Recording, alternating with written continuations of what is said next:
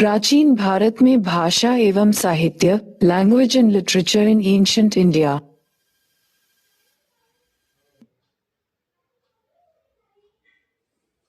भाषा एवं साहित्य में संबंध। भाषा अगर व्यक्त करने का माध्यम है तो साहित्य भाव है। भाषा के माध्यम से ही भाव व्यक्त होता है, अर्थात भाषा अगर गाड़ी है तो साहित्य सवारी। भाषा एवं लिपि में संबंध। भाषा अगर ध्वनि है तो लिपि उसका चित्रण। लिपि के बिना भाषा का अस्तित्व हो सकता है, परंतु भाषा के बिना लिपि का नहीं। भाषा बोली जाती है तो लिपि लिखी जाती है। भाषा के विकास की क्या स्थिति रही? उत्तर भारत की प्रमुख भाषाओं को आर्य भाषा के रूप में जाना जाता है। उत्तर भारत की प्राचीनतम आर्य भाषा संस्कृत भाषा थी। संस्कृत भाषा का आरंभिक रूप वैदिक संस्कृत था। कहा जाता है कि भाषा का विकास समाज के विकास के समानांतर होता है। उसी तरह सामाजिक समन्वय के समानांतर ही भाषाई समन्वय की प्रक्रिया चलती रहती है। अतः जब वैदिक आर्यों का गैर आर्यों के साथ संपर्क हुआ तो संस्कृत का ध्वनि शास्त्र भी प्रभावित हुआ तथा फिर वैदिक संस्कृत के समानांतर लौकिक संस्कृत का विकास हुआ। फिर लगभग 4 सदी ईसा पूर्व एक प्रमुख विद्वान पाणिनि ने संस्कृत को व्याकरणबद्ध कर दिया। अतः यह एक मानक एवं अभिजात्य भाषा के रूप में स्थापित हो गई।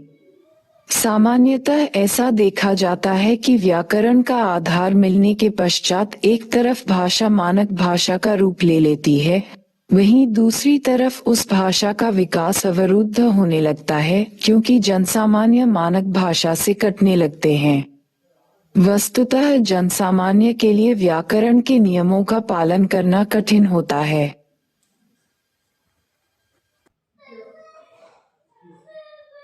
अतः जनसामान्य के बीच संस्कृत एक दुर्बोध भाषा बन चुकी थी। चूंकि इसमें 8 विभक्तियां तथा 3 वचन होते थे, जिस कारण प्रत्येक शब्द के 24 रूप बनते थे। यही कारण है कि जनसामान्य ने संस्कृत भाषा के समानांतर एक अलग प्रकार की लोक भाषा विकसित कर ली, जिसे हम पाली अथवा प्राकृत के नाम से जानते हैं।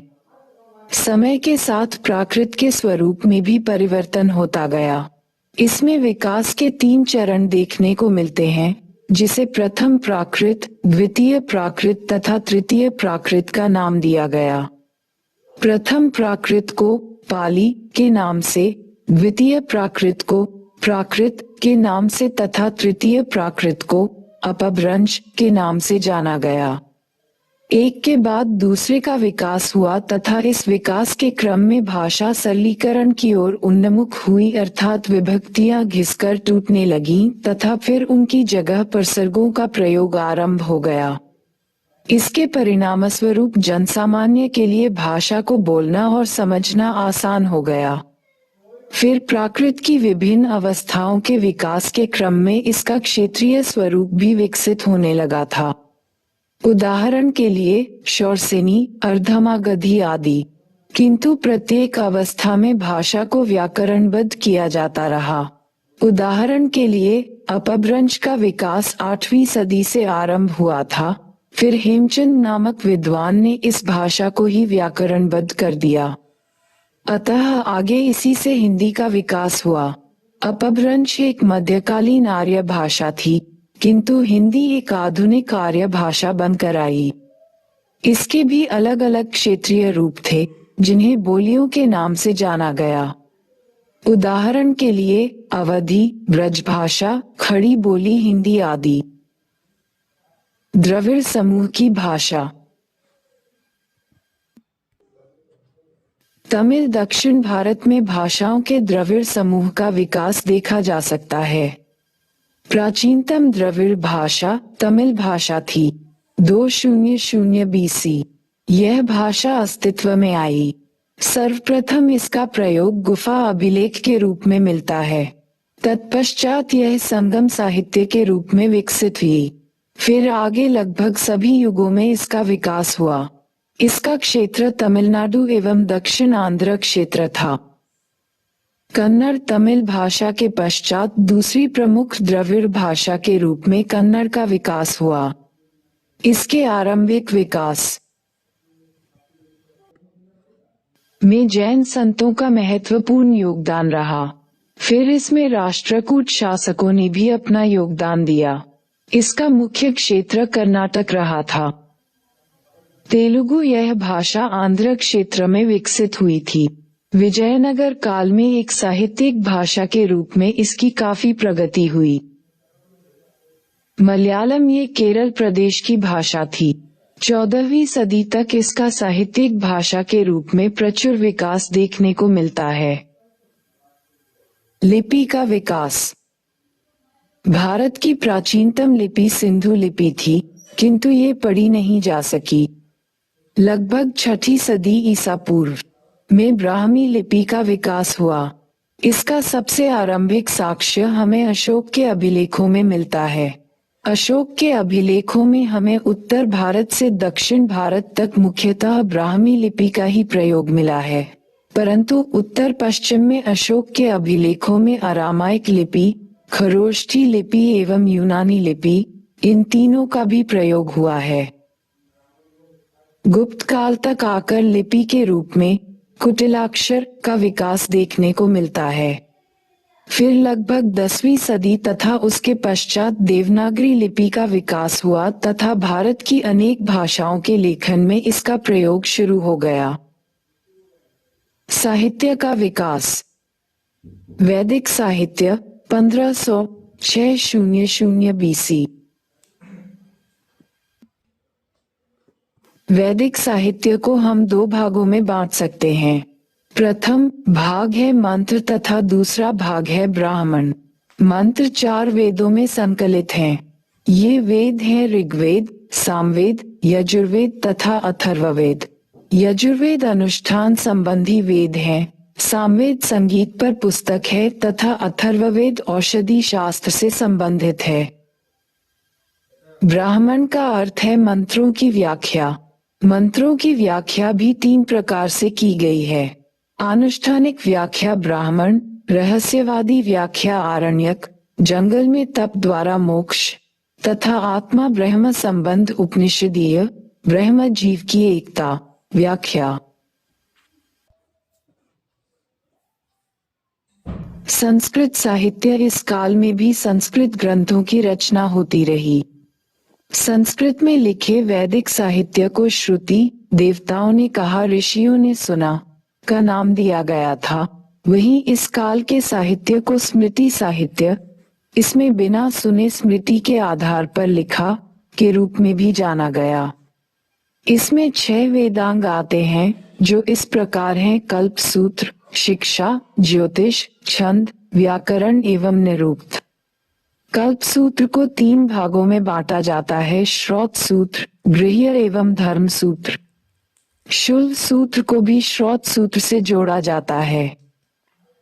पाली साहित्य। चूंकि पाली भाषा जनभाषा थी, इसलिए महात्मा बुद्ध ने बौद्ध धर्म के प्रसार के लिए पाली का उपयोग किया। इस काल में त्रिपिटक, सुत्तपिटक, विनयपिटक, अभिधम्मपिटक का संकलन हुआ।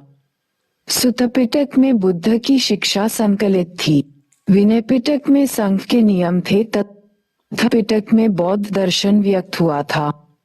सुत्तपिटक में 5 निकाय थे: 1 दीर्घ निकाय, 2 मध्यम निकाय, 3 संयुक्त निकाय, 4 अंगुत्तर निकाय, 5 खुद्दक निकाय। धम्मपद, थेरगाथा, भिक्षु तथा भिक्षुणियों की कविताएं। प्राकृत साहित्य। जैन धर्म से संबंधित साहित्य प्राकृत भाषा में संकलित हुआ।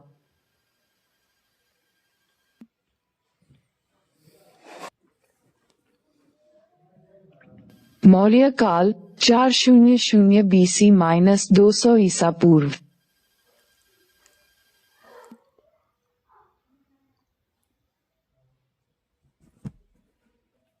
मौर्य काल में पाली प्राकृत भाषा का महत्व बढ़ गया। यही वजह है कि इसने राजभाषा का दर्जा प्राप्त कर लिया। अशोक के अभिलेख प्राकृत भाषा में ही लिखे गए, उसी प्रकार पाली प्राकृत भाषा में ही बौद्ध एवं जैन साहित्य का संकलन हुआ। त्रिपिटक में तीसरे पिटक या अभिधम पिटक की रचना पाली भाषा में इसी काल में हुई। पाली में एक ग्रंथ महावस्तु भी लिखा गया। उसी प्रकार जैन साहित्य प्राकृत में लिखा गया। आरंभिक जैन साहित्य 14 वर्ण में विभाजित था, जिसे आगे 12 अंगों के द्वारा विस्थापित किया गया। इसका अर्थ यह नहीं है कि संस्कृत ग्रंथों का संकलन बंद हो गया, अपितु संस्कृत का संकलन भी चलता रहा।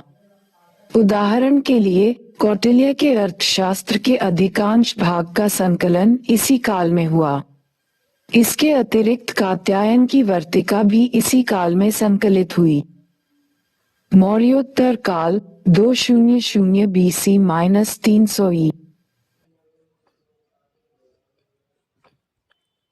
संस्कृत इस काल में राजदरबारों में संस्कृत का महत्व बढ़ने लगा था। ये प्रक्रिया रुद्रदामन के जूनागढ़ अभिलेख से आरंभ हुई थी। जूनागढ़ अभिलेख को भारत में संस्कृत में सबसे बड़ा अभिलेख माना जाता है। वस्तुतः इस काल में भारत में शक एवं कुषाण जैसे कुछ विदेशी राजवंश स्थापित हुए थे। उसी प्रकार सातवाहन जैसे कुछ जनजातीय मूलवंश के राजवंश भी स्थापित थे। अतः ऐसे राजवंशों को भारतीय समाज में वैधता प्राप्त करने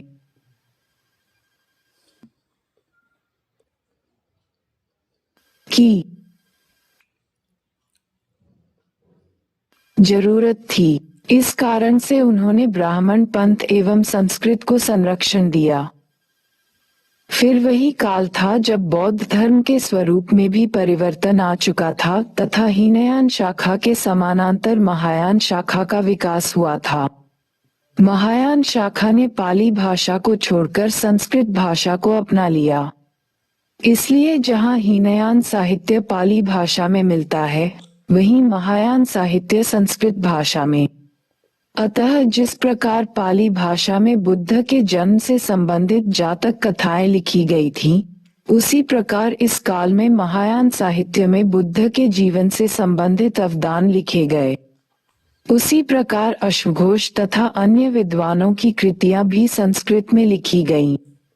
अश्वघोष द्वारा लिखित महत्वपूर्ण ग्रंथ बुद्ध चरित्र तथा सौंदरानंद हैं। पाली प्राकृत जनसामान्य में पाली प्राकृत का प्रचलन बना रहा। फिर महायान शाखा से संबंधित एकमात्र ग्रंथ ऐसा मिलता है जो पाली में लिखा गया है, वह ग्रंथ है मिलिंद। उसी प्रकार सातवाहन दरबार में प्राकृत को भी संरक्षण मिला। उदाहरण के लिए सातवाहन शासक हाल ने छद्म नाम से गाथा सप्तशती नामक ग्रंथ प्राकृत में लिखा। दक्षिण भारत। आरंभिक तमिल साहित्य, संगम साहित्य।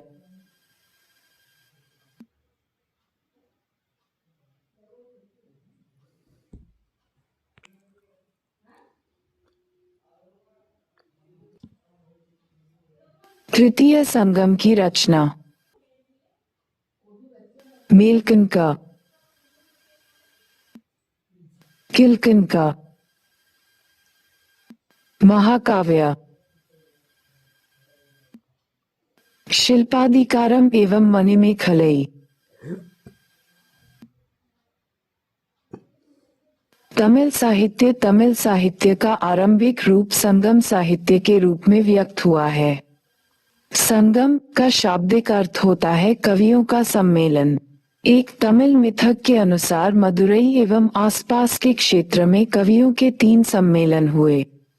बताया जाता है कि प्रथम सम्मेलन में केवल देवताओं और ऋषियों ने भाग लिया था तथा इसमें बहुत सी रचनाएं लिखी गई थीं, किंतु एक समुद्री तूफान के कारण सभी रचनाएं नष्ट हो गईं।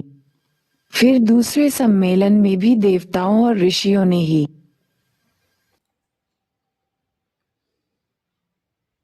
भाग लिया था तथा इसमें भी बहुत सी रचनाएं संकलित की गईं, किंतु ये भी नष्ट हो गई तथा एकमात्र रचना बच गई और वह रचना थी तोल्काप्पियम, जो एक तमिल व्याकरण ग्रंथ था। फिर तीसरे संगम का आयोजन हुआ। इस संगम में एटुटोकई 8 ग्रंथ का संकलन हुआ। इसके अलावा 10 ग्राम गीत लिखे गए जो पत्तुपतु नामक ग्रंथ में संकलित हैं। अगर हम संगम साहित्य का विश्लेषण करते हैं तो विकास के कई चरण नजर आते हैं। 1. मेलकन का साहित्य, आख्यानात्मक साहित्य। तृतीय संगम में संकलित 8 ग्रंथ तथा 10 ग्राम गीत मेलकन का साहित्य के अंतर्गत आते हैं। ये साहित्य प्रेम एवं राजा की प्रशस्ति से संबंधित साहित्य था। 2. किलकन का साहित्य, उपदेशात्मक साहित्य। इस समूह में 18 लघु ग्रंथ आते हैं, जिनमें तिरुकुरल एवं नालदियार प्रमुख हैं। इन ग्रंथों पर जैन दृष्टिकोण का प्रभाव है तथा ये आख्यानात्मक से उपदेशात्मक हो गए। इस तरह मेलकनका की तुलना में किलकनका पर उत्तर का प्रभाव अधिक दिखता है। 3. महाकाव्य, शिल्पादिकाम तथा मणिमेखलई महाकाव्यों पर उत्तर का प्रभाव सबसे अधिक दिखता है, क्योंकि तमिल लोग छोटी छोटी कविताएं लिखते थे। अगर उन्होंने महाकाव्य लिखा तो उत्तर के महाभारत एवं रामायण के प्रभाव में। फिर इन महाकाव्यों पर बौद्ध प्रभाव स्पष्ट है तथा ये निर्वाण के संदर्भ में सोचते हैं। वैसे तो तमिल मिथक के अनुसार संगम ग्रंथों का संकलन बहुत पहले हुआ, किंतु नवीन शोधों से यह ज्ञात होता है कि इन ग्रंथों का संकलन ईसा की प्रथम सहस्त्राब्दी में हुआ। वस्तुतः संगम ग्रंथ दक्षिण भारत के राजनीतिक, आर्थिक, सामाजिक और धार्मिक जीवन को जानने के महत्वपूर्ण स्रोत हैं। इनसे हमें ज्ञात होता है कि दक्षिण में चोल, चेर और पांड्य राजवंश स्थापित थे तथा इनके बीच निरंतर संघर्ष होता था। आर्थिक क्षेत्र में ये रोमन व्यापार की सूचना देते हैं। उसी प्रकार सामाजिक क्षेत्र में ये दक्षिण के समाज पर उत्तर के प्रभाव को दर्शाते हैं तथा हमें सूचित करते हैं कि वर्ण व्यवस्था तथा महिलाओं की निम्न अवस्था उत्तर की तरह दक्षिण के समाज में भी व्याप्त हो रही थी। इसके अतिरिक्त संगम साहित्य से हमें धर्म के क्षेत्र में उत्तर तथा दक्षिण के बीच होने वाले समन्वय की भी सूचना मिलती है। उत्तर एवं दक्षिण के देवताओं और देवियों के बीच भी एकीकरण देखने को मिलता है। उदाहरण के लिए दक्षिण के एक देवता मुरुगन का संबंध उत्तर के एक देवता कुमार कार्तिकेय से किया जाता है। उसी प्रकार दक्षिण की एक देवी कोरवई का एकीकरण उत्तर की एक देवी दुर्गा से किया जाता है। प्रश्न है, दक्षिण भारत के राजनीतिक इतिहास की दृष्टि से अधिक उपयोगी न होते हुए भी संगम साहित्य उस समय की सामाजिक एवं आर्थिक स्थिति का अत्यंत प्रभावी शैली में वर्णन करता है। टिप्पणी कीजिए। 200 शब्द, यूपीएससी 2013। उत्तर तमिल परंपरा में तमिल विद्वानों के 3 सम्मेलनों का जिक्र मिलता है। इन सम्मेलनों को संगम कहा गया है तथा इनमें लिखित साहित्य को संगम साहित्य, किंतु वास्तविक रूप में इस साहित्य की रचना ईसा की आरंभिक शताब्दियों में हुई। वस्तुतः प्रभावी अध्ययन सामग्री की अनुपस्थिति में संगम साहित्य सुदूर दक्षिण के इतिहास जानने का प्रमुख स्रोत है। यद्यपि राजनीतिक इतिहास की तुलना में ये सामाजिक एवं आर्थिक इतिहास पर बेहतर प्रकाश डालता है। संगम साहित्य चोल, चेर एवं पांड्य राजवंश की सूचना देता है। संगम साहित्य के माध्यम से इन राजवंशों की वंशावली ज्ञात होती है, किंतु वंशावलियों के विवरण में प्रामाणिकता का अभाव दिखता है तथा कुछ शासकों के द्वारा किए गए दावे भी अतिशयोक्तिपूर्ण प्रतीत होते हैं। उदाहरण के लिए एक चेर वंश के शासक ने उत्तर में हिमालय पहाड़ तक के क्षेत्र को जीत लेने का दावा किया है। इसलिए राजनीतिक इतिहास के अध्ययन स्रोत के रूप में इस विवरण का महत्व कम हो जाता है। वहीं संगम साहित्य के विवरण से सामाजिक इतिहास का बेहतर ज्ञान मिलता है। आरंभिक संगम साहित्य एटुटोकई से हमें ये सूचना मिलती है कि जिस प्रकार उत्तर का समाज चतुर्वर्ण व्यवस्था पर आधारित था, उसी प्रकार दक्षिण का समाज कुट्टी प्रथा पर। फिर उत्तर तथा दक्षिण के समाज के बीच निरंतर संवाद जारी रहा था। माना जाता है कि उत्तर भारत के मॉडल पर दक्षिण भारत में भी चतुर्वर्ण व्यवस्था को अपनाने का प्रयास किया गया था, यद्यपि यह व्यवस्था दक्षिण के समाज में पूरी तरह लागू नहीं हो पाई। फिर हमें संगम साहित्य से ये भी ज्ञान मिलता है कि उत्तर भारत की तरह इस काल में सुदूर दक्षिण में भी महिलाओं की हीन अवस्था थी। अथा के क्षेत्र में भी संगम साहित्य हमें प्रभावी सूचना प्रदान करता है। संगम साहित्य में अर्थव्यवस्था को 5 क्षेत्रों तिनय में बांटा गया है तथा उन्हीं के आधार पर विभिन्न पेशों का निर्धारण किया गया है। सबसे बढ़कर संगम साहित्य से रोमन व्यापार की प्रभावशाली सूचना प्राप्त होती है। इससे ईसा की आरंभिक शताब्दियों में रोम किए जाने वाले व्यापार में आयात एवं निर्यात की विस्तृत सूची भी प्राप्त होती है। साथ ही संगम साहित्य से हमें ये भी ज्ञान मिलता है कि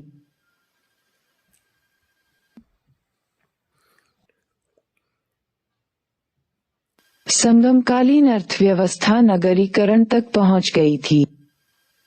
इस प्रकार संगम साहित्य सुदूर दक्षिण के विशेषकर सामाजिक एवं आर्थिक इतिहास जानने का महत्वपूर्ण स्रोत है।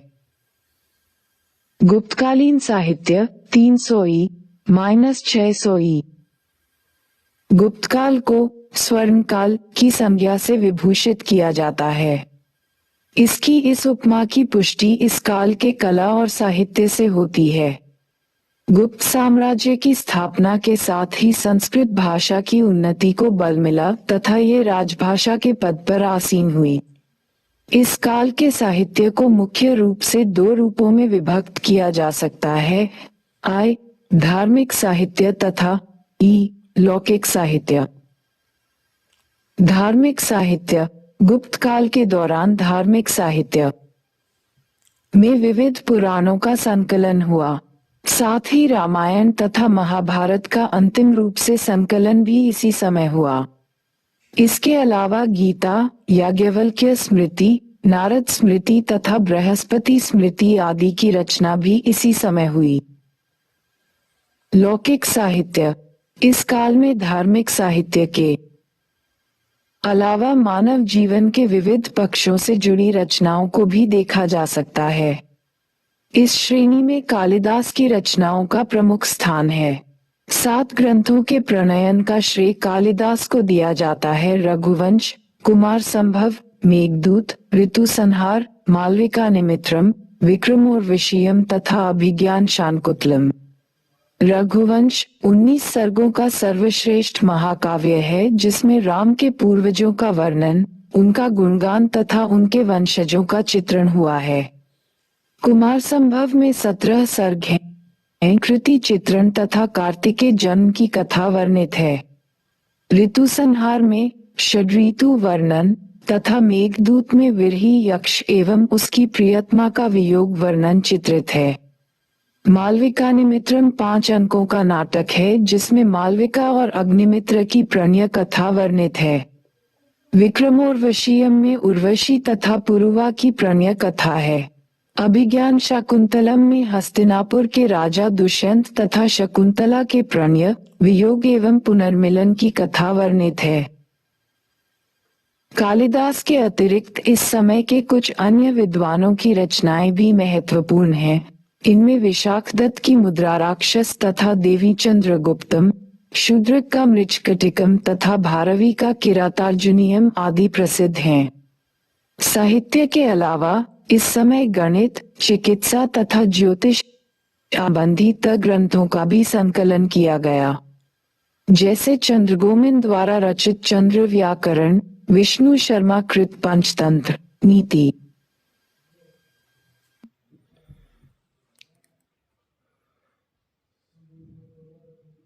वचन कामदक की नीतिसार, आर्यभट्ट कृत आर्यभटीयम गणित, वरामिहिर कृत पंच सिद्धांतिका, ज्योतिष, वाग्भट की अष्टांग हृदय तथा अष्टांग संग्रह, चिकित्सा, पालकप्य की हस्त्यायुर्वेद, पशु चिकित्सा तथा अमर सिंह द्वारा रचित अमरकोश अथवा नाम लिंगानुशासन, शब्दकोश आदि।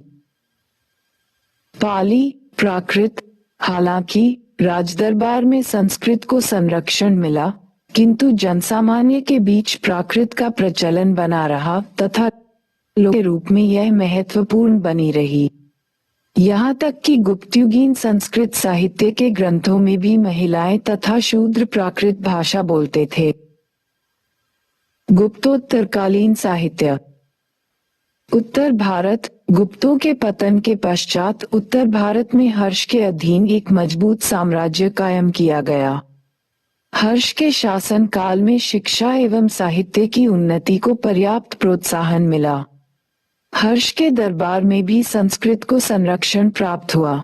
स्वयं हर्ष ने संस्कृत में 3 नाटकों रत्नावली, प्रियदर्शिका तथा नागानंद की रचना की। वहीं उसके दरबारी लेखक बाणभट्ट को हर्षचरित तथा कादम्बरी नामक ग्रंथ लिखने का श्रेय दिया जाता है। एक अन्य विद्वान मयूर ने 100 श्लोकों का संग्रह मयूर शतक लिखा। प्राकृत। गुप्तोत्तर काल में संस्कृत की साहित्यिक रचनाओं के साथ ही जनभाषा प्राकृत में भी साहित्यिक रचनाएं होने लगीं। इनमें स्वयंभूकृत पौंचरियु जैसे महाकाव्य विशेष उल्लेखनीय हैं। संस्कृत के विपरीत लोगों की बोलचाल की भाषा प्राकृत के कई रूप थे, जो भौगोलिक तथा क्षेत्रीय तत्वों पर आधारित थे। दक्षिण भारत। इसी समय दक्षिण भारत में चालुक्यों तथा पल्लवों के अधीन भी साहित्य के क्षेत्र में विशेष योगदान दिया गया। हुइनसांग चालुक्य राज्य के लोगों को विद्या का व्यसनी बताता है। चालुक्य लेखों में संस्कृत भाषा का प्रयोग मिलता है और यह उसके अत्यधिक विकसित स्वरूप को प्रकट करता है। महाकूट तथा ऐहोल के लेख क्रमशः अलंकृत गद्य एवं पद्य के विकसित होने का प्रमाण है। पुलकेशिन द्वितीय के सामंत गंगराज दुर्बिनीत ने शब्दावतार नामक व्याकरण इस समय उदय देवी जैनेन्द्र व्याकरण तथा सूरी ने यशस्तिकल्प चंपू तथा नीतिवाक्यामृत नामक प्रसिद्ध ग्रंथों का प्रणयन किया। पल्लव नरेशों का शासन काल संस्कृत तथा तमिल दोनों ही भाषाओं के साहित्य की उन्नति का काल रहा। पल्लव शासक महेंद्र वर्मन स्वयं एक बड़ा विद्वान था तथा उसने मतविलास प्रहसन एवं भगवदजूक नामक ग्रंथों की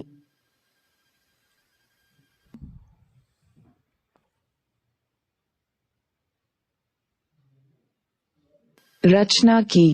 पल्लवों के दरबार में ही दंडी ने दशकुमार चरित एवं काव्यादर्श की रचना की। इस काल में अलवार तथा नयनार संतों द्वारा तमिल भाषा साहित्य को प्रोत्साहन दिया गया। पूर्व मध्यकालीन साहित्य। हर्ष के पतन के उपरांत उत्तर भारत में क्षेत्रीय राज्यों का स्वरूप दृष्टिगोचर होता है। इसे राजपूत काल के नाम से भी जाना जाता है। राजपूत शासकों द्वारा संस्कृत साहित्य प्रोत्साहन दिया गया। साथ ही साथ इस समय अपभ्रंश तथा हिंदी भाषा को भी प्रोत्साहन मिला। इस समय कुछ राजपूत नरेश स्वयं उच्च कोटि के विद्वान थे। इनमें परमारवंशी मुंज तथा भोज का विशेष उल्लेख किया जा सकता है। मुंज एक उच्च कोटि का कवि था। उसकी राजसभा में नवसहसांक चरित के रचयिता पद्मगुप्त तथा दिशरूपक के रचनाकार धनंजय निवास करते थे। भोज की विद्वता तथा काव्य प्रतिभा लोक विख्यात है। उसने स्वयं चिकित्सा, ज्योतिष, व्याकरण, वास्तुकला आदि विविध विषयों पर अनेक ग्रंथ लिखे थे। इनमें श्रृंगार प्रकाश, सरस्वती कंठाभरण, कूर्म शतक, सम्रांगन सूत्रधार, युक्तिकल्पतरु तथा शब्दानुशासन आदि उल्लेखनीय हैं। संस्कृत साहित्य की प्रमुख रचनाओं में राजशेखर की काव्य मीमांसा, बालरामायण, विदशालभंजिका, श्रीहर्ष का नैषधचरित, जयदेव का गीत गोविंद, विल्हण का विक्रमांक देवचरित, सोमदेव का कथा सरित सागर तथा कल्हण की राजतरंगिणी आदि विशेष रूप से उल्लेखनीय हैं। लोक भाषा साहित्य संस्कृत के अतिरिक्त इस काल के शासकों द्वारा अपभ्रंश और हिंदी साहित्य को भी प्रोत्साहन दिया गया।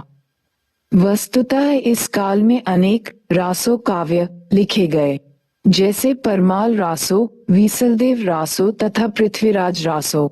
इसी समय अपभ्रंश से आरंभिक हिंदी साहित्य का विकास भी होता है। इसके अतिरिक्त अन्य प्रमुख रचनाओं में पश्चिमी चालुक्य नरेश सोमेश्वर कृत मानसोल्लास, लक्ष्मीधर का कृत्य कल्पतरु, विज्ञानेश्वर की मिताशा तथा जीमूतवाहन के दाय भाग का उल्लेख किया जा सकता है। द्रविड़ साहित्य। द्रविड़ भाषा समूह में तमिल, कन्नड़, तेलुगु और मलयालम भाषाएं हैं। पूर्व मध्यकाल में दक्षिण भारत में चोल शासकों तथा नयनार और अलवार संतों ने इन भाषाओं के विकास में महत्वपूर्ण योगदान दिया। शैव समयाचार्यों के तेवरम तथा तिरुवाचकम और वैष्णव अलवारों के नालायर प्रबंधम हिंदू मध्यकालीन भारत के तमिल साहित्य के सबसे बड़े तत्व हैं। कंबन, ओटकुट्टन और पुगलेदी इस काल के 3 तमिल रत्न माने जाते हैं, जिन्होंने तमिल साहित्य की बहुत श्रीवृद्धि की। इनमें से कंबन तमिल भाषा में लिखी अपनी रामायण के कारण प्रसिद्ध हैं। इस काल में दक्षिण भारत में कन्नड़ भाषा साहित्य का भी व्यापक विकास देखा गया। इस भाषा में सबसे पुरानी कृति वोड्डर आराधना मानी जाती है। यह एक जैन शिवकोट्याचार्य की लिखी हुई है, जो बहुत संभवतः ईसा की 8वीं शताब्दी से पहले हुआ था। कविराज मार्ग की रचना प्रसिद्ध राष्ट्रकूट राजा अमोघवर्ष ने 850 ई के आसपास की थी। 10वीं शताब्दी के 3 रत्न पंप, पोन्ना तथा रन्ना कन्नड़ साहित्य में अपने योगदान के लिए प्रसिद्ध हैं। पंप का आदि पुराण प्रथम तीर्थंकर का इतिहास है। पंप का विक्रमांक विजय और रन्ना का साहस भीम विजय दोनों महाभारत पर आधारित लौकिक काव्य हैं। तेलुगु और मलयालम का साहित्य बहुत पुराना नहीं है। तेलुगु लेखकों की अब तक बची हुई पूर्वतम रचनाएं 12वीं शताब्दी की हैं, वहीं मलयालम का श्रेय युग 17वीं शताब्दी में तुंजतु एरोचा से शुरू होता है। प्रश्न: धार्मिक सद्भाव प्राचीन कालीन भारतीय संस्कृति के मूल भाव में निहित है। परीक्षण कीजिए।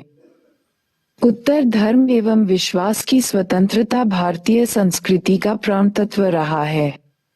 प्राचीन काल के भारतीयों ने धर्म एवं विचार के क्षेत्र में जिस प्रकार की स्वतंत्रता का उपभोग किया, वह समकालीन विश्व में दुर्लभ था। प्राचीन काल में भारतीय धर्म एवं दर्शन की निम्नलिखित विशेषताएं अंकित की जा सकती हैं। 1. धार्मिक पंथों की विविधता। चूंकि लोगों एवं विचारकों को अपने धर्म के चयन में स्वतंत्रता रही, इसलिए किसी एक धार्मिक पंथ का एकाधिकार स्थापित नहीं हुआ, जैसा कि हम समकालीन यूरोप तथा पश्चिम एशिया में देखते हैं।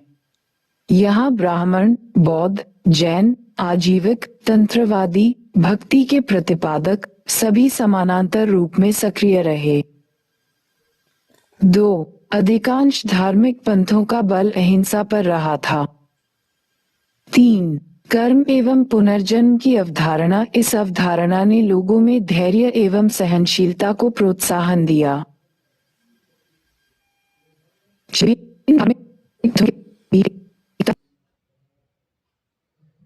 4. विभिन्न धार्मिक पथों के बीच एकता का भाव। इनके बीच विचारों का आदान प्रदान होता रहा। बुद्ध विष्णु के अवतार घोषित किए गए, वहीं हरिहर की अवधारणा विष्णु एवं शिव को परस्पर जोड़ती थी। 5. धार्मिक विचारों की स्वतंत्रता। भारत में किसी भी धर्म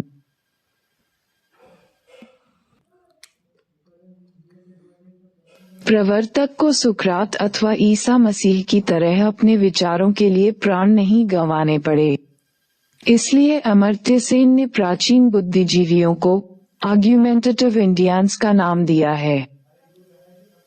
6. विभिन्न राजवंशों के द्वारा एक से अधिक धार्मिक पंथों को संरक्षण प्रदान किया जाता था, जबकि समकालीन यूरोप में रोमन कैथोलिक और प्रोटेस्टेंट के नाम पर रक्त बहाया जा रहा था। इस प्रकार हम कह सकते हैं कि धार्मिक सौहार्द एवं समरसता की भावना प्राचीन भारतीय धर्म एवं दर्शन में ही निहित है। प्राचीन शिक्षा। उपनिषद ने ज्ञान को परिभाषित करते हुए घोषित किया है, सा विद्या या विमुक्ति। इसका अर्थ है कि ज्ञान वह होता है जो लोगों को मुक्ति देता है, ये प्रकाश एवं शक्ति का स्रोत है। किंतु अगर हम प्राचीनकालीन शिक्षा पद्धति पर दृष्टिपात करते हैं, तो फिर हमें मिचेल फूको की यह युक्ति याद आती है, द नॉलेज इज पावर। प्राचीनकालीन चिंतकों ने भी यह घोषित किया है, बुद्धिर्यस्या बलमत्स्या, अर्थात जिसके पास बुद्धि है उसके पास बल है। किंतु प्राचीन काल में शिक्षा के विकास में विभिन्न धार्मिक पंथों का योगदान रहा था। उसी आधार पर शिक्षा के स्वरूप तथा शिक्षा के आवंटन की पद्धति में भी अंतर रहा। ब्राह्मणवादी शिक्षण संस्थान। ब्राह्मण शिक्षा के अंतर्गत ग्रंथों एवं दर्शन के अध्ययन पर विशेष बल दिया गया। इस शिक्षा प्रणाली का मुख्य बल सैद्धांतिक शिक्षा पर रहा। सबसे बढ़कर ब्राह्मण शिक्षा प्रणाली में महिलाओं तथा शूद्रों के साथ भेदभाव किया गया। इस काल में विभिन्न प्रकार के शिक्षण संस्थान प्रचलन में थे।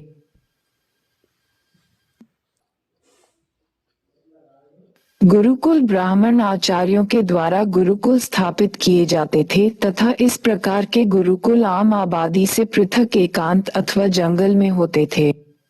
गुरुकुल में कुलीनों और सवर्णे को शिक्षा दी जाती थी। इसमें वेद, उपनिषद तथा दर्शन का अध्ययन कराया जाता था तथा छात्रों के नैतिक एवं बौद्धिक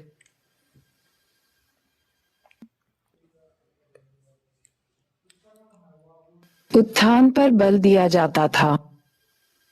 शैक्षणिक संगोष्ठी समय समय पर राजाओं तथा विद्वानों के द्वारा शैक्षणिक सभाओं का भी आयोजन किया जाता था तथा इसमें दूरस्थ क्षेत्रों से विद्वानों को आमंत्रित किया जाता था। इसका वास्तविक उद्देश्य था उच्च शिक्षा का प्रसार। इसी प्रकार की एक संगोष्ठी में ऋषि याज्ञवल्क्य तथा गागी के बीच एक वाद विवाद हुआ था। बताया जाता है कि इस संगोष्ठी में विजयी होने के बाद विदेह माधव ने ऋषि याज्ञवल्क्य को 1000 गायें दान में दी थीं, जिसमें प्रत्येक गाय के सींगों पर 2 सोने के पाद बंधे हुए थे। ब्राह्मण महाविद्यालय ऐसा माना जाता है कि लगभग 400 BC में ब्राह्मण शिक्षा केंद्र के रूप में तक्षशिला का विकास हो गया था।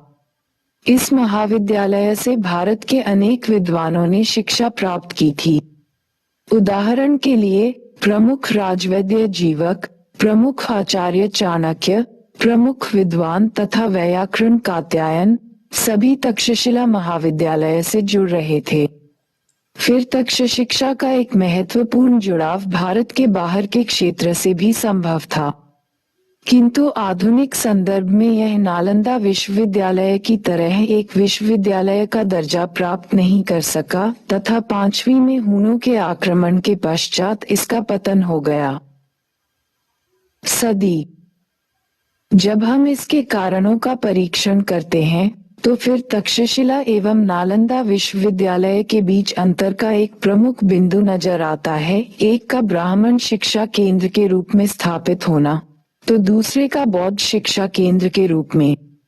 जैसा कि हम जानते हैं कि बौद्ध धर्म एक विश्व धर्म था, इसलिए नालंदा विश्वविद्यालय को विश्वविद्यालय का दर्जा पाने में आसानी हुई। इसके अतिरिक्त दोनों में अंतर के कुछ अन्य बिंदु भी मौजूद थे। उदाहरण के लिए नालंदा विश्वविद्यालय में एक अनुशासित तथा स्पष्ट पाठ्यक्रम लागू किया गया था, जबकि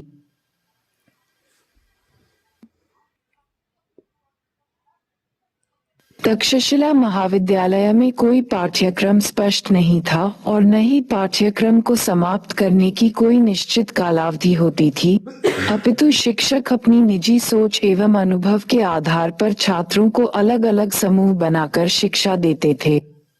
दूसरे शब्दों में, छात्र सामूहिक रूप में महाविद्यालय के छात्र न होकर निजी तौर पर किसी शिक्षक विशेष के छात्र होते थे।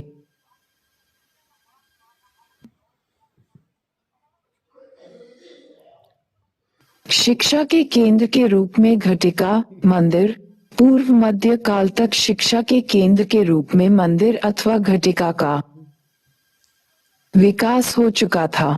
शिक्षा के केंद्र के रूप में अग्रहार एवं ब्रह्मदेय, ब्रह्मपुरी, प्राचीन काल में शिक्षा के विकास में अग्रहार तथा ब्रह्मदेय का भी योगदान रहा। अग्रहार के अंतर्गत भूमि अनुदान,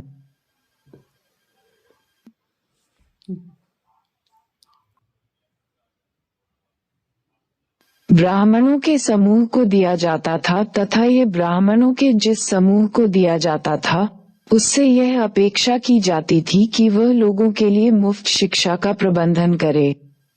वैसे गांव जहां पूरा का पूरा गांव ब्राह्मण बस्ती होता था, अग्रहार कहलाते थे। दूसरी तरफ वैसे गांव जिसके एक भाग में ब्राह्मणों की बस्ती होती थी, ब्रह्मदेय कहलाते थे। अग्रहार की तरह ब्रह्मदेय भी शिक्षा के प्रसार के लिए कार्य करते थे। ब्राह्मणवादी शिक्षा के पाठ्यक्रम प्राचीन काल में शिक्षा का मुख्य पाठ्यक्रम वैदिक साहित्य के अध्ययन के साथ साथ धर्म एवं दर्शन, तर्कशास्त्र, गणित, नीतिशास्त्र, महाकाव्य, व्याकरण, खगोल विद्या, मूर्तिकला, वैदिक, पोत निर्माण आदि की शिक्षा पर बल दिया जाता था। इस प्रकार धार्मिक एवं लौकिक विषयों की शिक्षा में समन्वय स्थापित किया गया। इस युग के अपेक्षा की जाती थी कि वे वेदों तथा 18 शिल्पों में निपुण हों। सीमाएं, ये शिक्षा पद्धति विषमतामूलक एवं भेदभावपूर्ण थी। जहां निम्न जाति के लोगों को ये शिक्षा उपलब्ध नहीं थी, वहीं महिलाओं के साथ भेदभावपूर्ण व्यवहार किया जाता था। बौद्ध एवं जैन शिक्षा केंद्र, ब्राह्मण शिक्षा केंद्र के समानांतर बौद्ध एवं जैन शिक्षा केंद्र का भी विकास हुआ। कई बातों में इन शिक्षा केंद्रों का स्वरूप अलग था। प्रथम, बौद्ध एवं जैन शिक्षा बौद्ध संघों के द्वारा प्रदान की जाती थी तथा ये संघ के निकट होते थे। ब्राह्मण शिक्षा केंद्र की तरह जंगल अथवा एकांत में नहीं। साथ ही लोक भाषा पाली एवं प्राकृत के प्रयोग के कारण इन संघों का जन सामान्य से बेहतर जुड़ाव होता था। दूसरे, बौद्ध एवं जैन शिक्षा केंद्रों ने शूद्रों और महिलाओं के लिए भी शिक्षा की सुविधाएं उपलब्ध कराईं। तीसरे, ब्राह्मण शिक्षा का बल मुख्यतः सैद्धांतिक शिक्षा पर रहा था, किंतु बौद्ध एवं जैन शिक्षण संस्थानों में व्यवहारिक शिक्षा अर्थात शिल्प कला के ज्ञान पर भी बल दिया गया।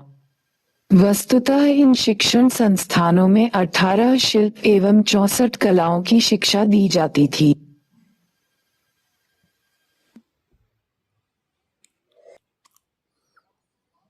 शिक्षण संस्थानों के विभिन्न प्रकार। 1. शिक्षा के केंद्र के रूप में संघ ने बौद्ध एवं जैन शिक्षा दोनों के केंद्र के रूप में किया था। 2. महाविद्यालय तथा विश्वविद्यालय। जैन शिक्षा व्यवस्था में महाविद्यालय तथा विश्वविद्यालय की स्थापना पर बल नहीं दिया गया था, किंतु बौद्ध शिक्षा में इनकी स्थापना पर विशेष बल दिया गया। चूंकि बौद्ध धर्म एक विश्व धर्म था, इसलिए बौद्ध शिक्षा केंद्र का विश्वविद्यालय के रूप में विकसित होना बहुत आसान हो गया। महत्वपूर्ण बौद्ध शिक्षण संस्थान। 1. नालंदा विश्वविद्यालय। इस विश्वविद्यालय की स्थापना गुप्त काल में हुई थी तथा इसके विकास में एक गुप्त शासक कुमारगुप्त प्रथम का विशेष योगदान माना जाता है। इसने शीघ्र ही एक विश्वविद्यालय का रूप ले लिया। यहाँ चीन एवं दक्षिण पूर्व एशिया से विद्वान अध्ययन के लिए आते थे। यह उच्च बौद्ध शिक्षा केंद्र था। एक चीनी यात्री ह्वेनसांग ने भी यहाँ शिक्षा पाई थी। उसने अपने विवरण में इस विश्वविद्यालय में 10,000 छात्रों के पढ़ने का जिक्र किया है। वहीं एक अन्य चीनी यात्री इत्सिंग ने यहाँ 3,000 छात्रों के द्वारा शिक्षा प्राप्त करने की बात की है। 2. वल्लभी यह गुजरात में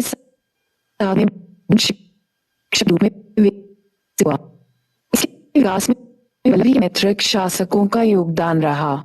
इसने भी एक विश्वविद्यालय का दर्जा प्राप्त कर लिया क्योंकि भारत से बाहर के विद्वान भी यहाँ शिक्षा प्राप्त करने के लिए आते थे।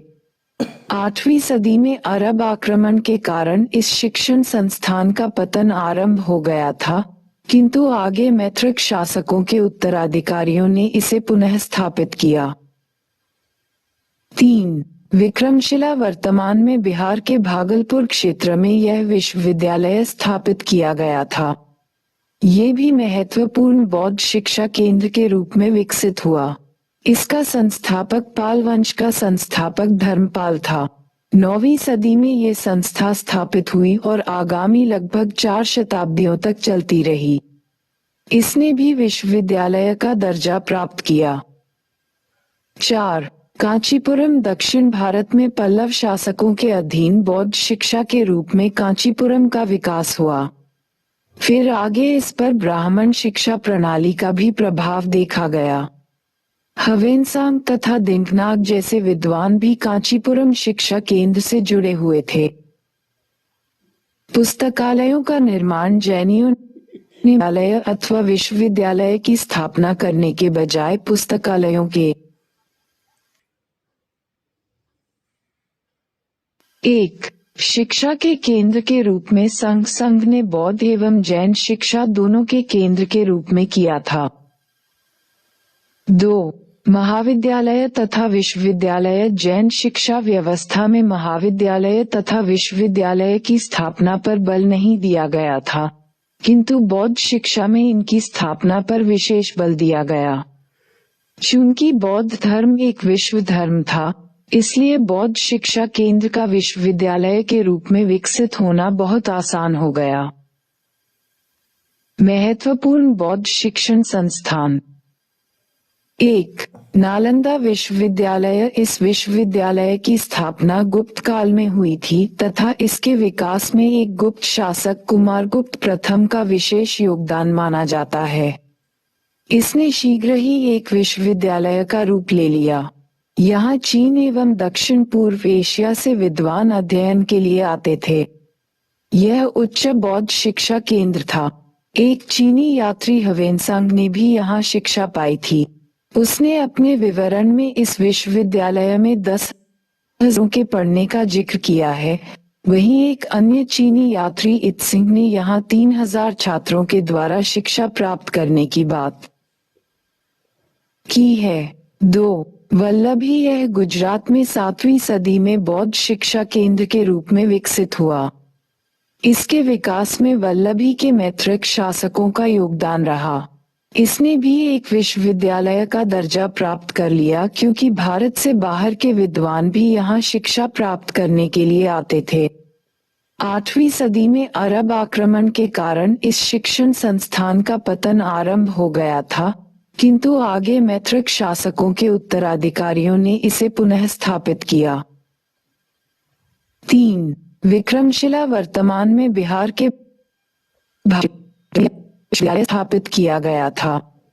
ये भी 3. विक्रमशिला वर्तमान में बिहार के भागलपुर क्षेत्र में यह विश्वविद्यालय स्थापित किया गया था। ये भी महत्वपूर्ण बौद्ध शिक्षा केंद्र के रूप में विकसित हुआ। इसका संस्थापक पाल वंश का संस्थापक धर्मपाल था। 9वीं सदी में ये संस्था स्थापित हुई और आगामी लगभग 4 शताब्दियों तक चलती रही। इसने भी विश्वविद्यालय का दर्जा प्राप्त किया। 4.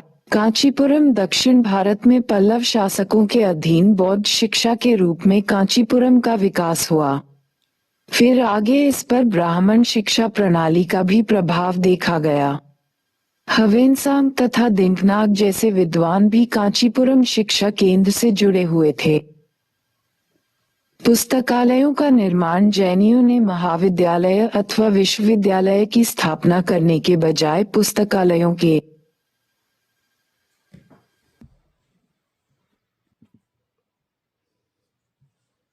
निर्माण पर बल दिया। वस्तुतः शिक्षा दान को महादान की संज्ञा ग्रंथों में दी गई है। इसके तहत निम्नलिखित बातें शामिल की गई: स्वयं पढ़ना, दूसरों को पढ़ने के लिए उत्साहित करना, स्वयं लिखना तथा दूसरों को लिखने के लिए उत्साहित करना। प्रश्न: तक्षशिला विश्वविद्यालय विश्व के प्राचीनतम विश्वविद्यालयों में एक था, जिसके साथ विभिन्न शिक्षण विषयों डिसिप्लिनस के अनेक विख्यात विद्वान व्यक्तित्व संबंधित थे। उसकी रणनीतिक अवस्थिति के कारण उसकी कृति फैली, लेकिन नालंदा के विपरीत आधुनिक अभिप्राय में उसे विश्वविद्यालय नहीं समझा जाता। चर्चा कीजिए। यूपीएससी 2014। उत्तर भारत में प्राचीनतम शिक्षा केंद्र तक्षशिला रहा था, किंतु सर्वाधिक प्रसिद्धि नालंदा को मिली। परीक्षण करने पर इसका महत्वपूर्ण कारण नजर आता है बौद्ध शिक्षा के महत्वपूर्ण केंद्र के रूप में इसका विकास होना। चूंकि बौद्ध धर्म एक विश्व धर्म रहा था, इसलिए नालंदा एक महत्वपूर्ण विश्वविद्यालय का दर्जा पा सका। नालंदा के विपरीत तक्षशिला वास्तविक संदर्भ में विश्वविद्यालय का दर्जा नहीं प्राप्त कर सका था, जबकि यह ब्राह्मण शिक्षा का महत्वपूर्ण केंद्र था। यहाँ दर्शन, व्याकरण, चिकित्सा तथा अन्य विषयों की शिक्षा दी जाती रही थी। प्रमुख चिकित्सा शास्त्री जीवक, महत्वपूर्ण व्याकरण तथा वर्तिका के लेखक कात्यायन एवं महत्वपूर्ण कूटनीतिज्ञ चाणक्य इस महाविद्यालय से संबद्ध रहे थे। फिर यह एक महत्वपूर्ण सामरिक केंद्र पर अवस्थित था, क्योंकि सिकंदर के आक्रमण के विरुद्ध जनमत निर्माण करने में भी संभवतः इस महाविद्यालय की भूमिका रही थी। बावजूद इसके, ये भारत के बाहर के विद्वानों और शोधकर्ताओं को आकर्षित नहीं कर सका। वहीं दूसरी तरफ नालंदा में पूर्वी एशिया से दक्षिण पूर्वी एशिया तक बड़ी संख्या में विद्वान एवं शोधकर्ता आकर्षित हुए। बौद्ध धर्म की ओर आकर्षण ने स्वाभाविक रूप में उन्हें नालंदा की ओर आकर्षित किया था। इसके अतिरिक्त दोनों के बीच अंतर का एक दूसरा बिंदु ये था कि नालंदा विश्वविद्यालय में एक अनुशासित एवं स्पष्ट पाठ्यक्रम लागू किया गया था, जबकि तक्षशिला महाविद्यालय में कोई स्पष्ट पाठ्यक्रम लागू नहीं किया जाता था। फिर छात्र भी विभिन्न शिक्षकों के बीच बंटे होते थे। नालंदा के महत्व को देखते हुए हाल में भारतीय सरकार ने कुछ अन्य देशों के साथ मिलकर इस विश्वविद्यालय को पुनर्जीवित करने तथा सॉफ्ट पावर के रूप में उसका उपयोग करने का निर्णय लिया है।